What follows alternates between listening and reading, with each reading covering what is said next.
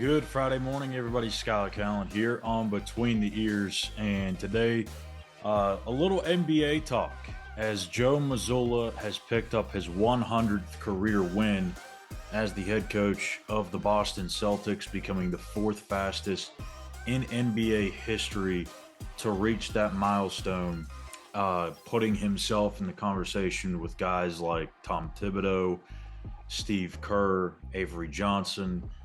Pretty good company to be in. And there's kind of a mixed reaction, I would say, on social media with this milestone, which really, in terms of the NBA, coaches don't really get a whole lot of recognition, or it's not really publicized or talked about as much, maybe as other sports, except for the one thing that truly matters in the NBA, and that is how many rings do you have? And I think the majority of West Virginia fans are excited for Joe. They're pulling for him. Most of them are not NBA folks. They just kind of pull for the Celtics because of Joe, or pull for the Knicks because of Deuce, or the Bulls because of Javon Carter. But every time that I've seen something about Joe Mazzulla,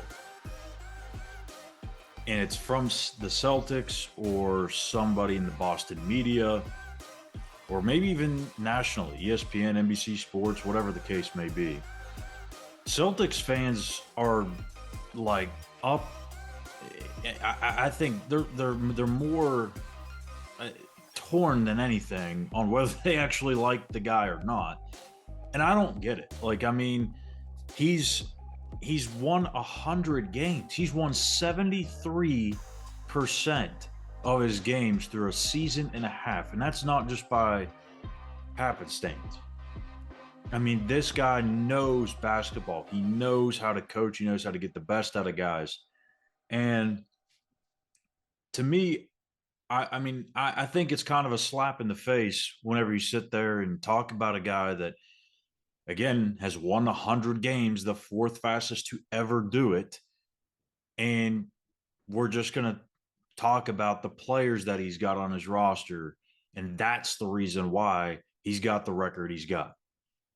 Well, hate to break the news to you, but you got to be able to have a coach too.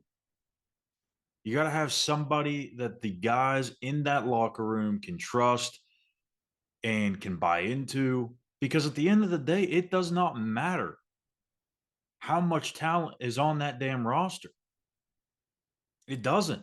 How many NBA teams over the years have had so much talent? You look at them at the end of the year and they're about 500, a couple games over 500, and you're thinking, what the hell? Like, what is going on here? It's partly coaching. Believe it or not, at the NBA level, you still need to have a quality coach.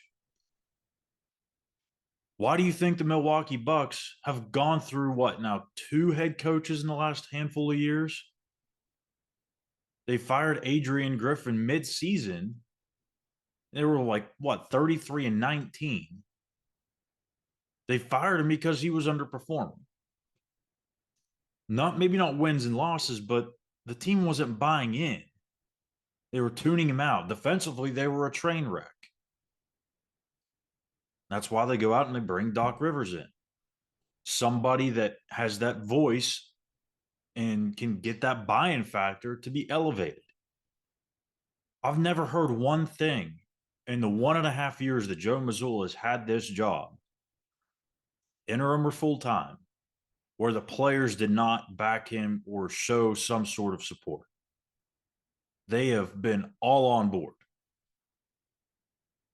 And to me, that's a number one key right there as to why he's been successful, because he has the players' trust.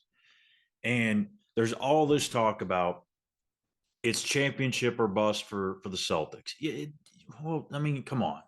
It's championship or bust for every team that's got a chance to make a run. And I get it, because they're sitting at the top of the league in terms of wins, and they've got some really good talented players.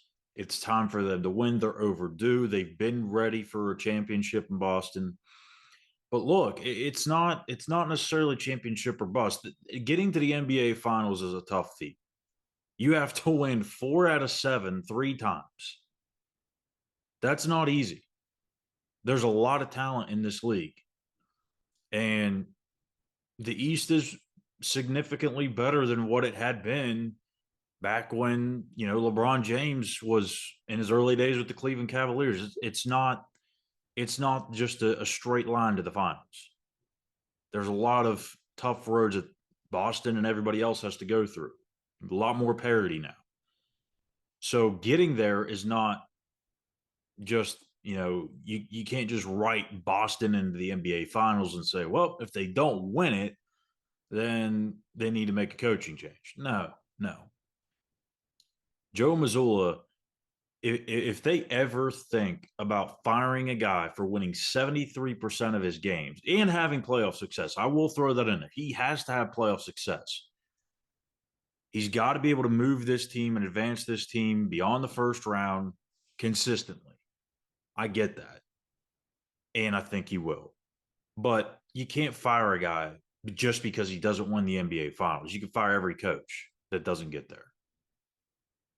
Again, it goes back into the buy-in level. How much do the guys on that roster trust in him? Everything that I've heard, read, and seen, those guys trust in Joe Mazzulla. And if you watch some of the things that this team in particular, maybe even the one last year that was really good offensively, if you look at what they've done compared to some of the things that they did in years past prior to Joe, whether it was under Ime Udoka or Brad Stevens, you can see there's a lot of development going on. There's a lot of things that they're doing now that they weren't maybe doing at such a high rate a couple of years ago. Part of that's the players, part of that's Joe, part of it's the rest of the coaching staff. Everyone's got a hand in this. But again, I think Boston fans are spoiled as hell because, I mean, let's be honest, they're one of the best franchises in NBA history, if not the best. They're used to winning. The expectation is that they go to the NBA Finals.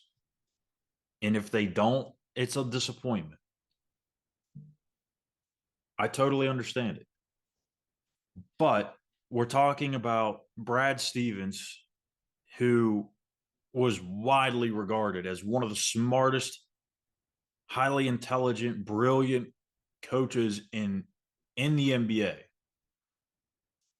And he ends up moving into kind of a front office-ish role and steps away from the head coaching side of it. But there was some thought that he'd be let go as the head coach because there wasn't enough success. He wasn't getting them over that proverbial hump.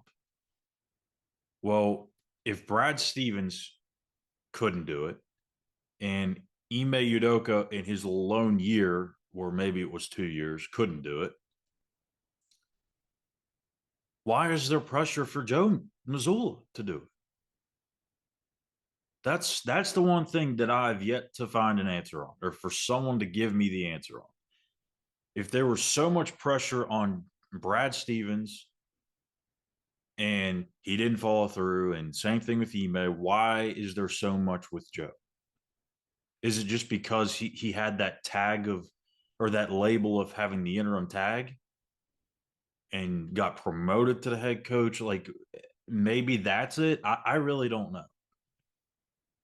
Either way, it shouldn't matter. The guy's won 73% of his freaking games. So I don't know. That's something I can't really describe. Maybe Boston fans can chime me in on that, but I can't seem to wrap my head around that one. But shout out to Joe getting your 100th win. It's very challenging. As I've covered the NBA, this is my third year covering the NBA now. I know exactly how tough it is to win in the NBA on a night-to-night basis. And for what he's done in his short stint as the head coach of the Boston Celtics, it's remarkable. And I think more people need to be talking about Joe. And again, it might be because he was the interim. It might be because he's so extremely freaking young. And a lot of people probably didn't think he'd get this opportunity this early in his career, but he's running with it. He is absolutely running with it. And no, I don't think it is championship or bust, but he's got to have success. He will have success. And I guarantee you within the next handful of years, we're going to look back at this and say, what the hell were we all talking about? Joe Mazzulla is one of the best coaches in the NBA. He's going to have a ring, and it might happen this season.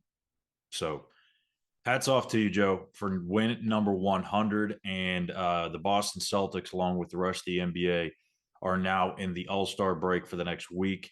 And so we got All-Star weekend starting tonight with the Rising Stars Challenge. Tomorrow's the three-point skills competition and the slam dunk contest. And then Sunday is the All-Star game in Indianapolis. So all right. Thank you guys for tuning in, everybody, for Friday's edition here of the Between the Ears show. And that'll do it for us here for the week. We will, however, be back tomorrow to recap West Virginia Baylor. Can't wait for that one. That's going to be a lot of fun. So make sure you hit that subscribe button on YouTube at Mountaineers Now. Give us a like and a follow on X at the same handle. I'm Skylar Callahan. We'll see you guys tomorrow. Take care.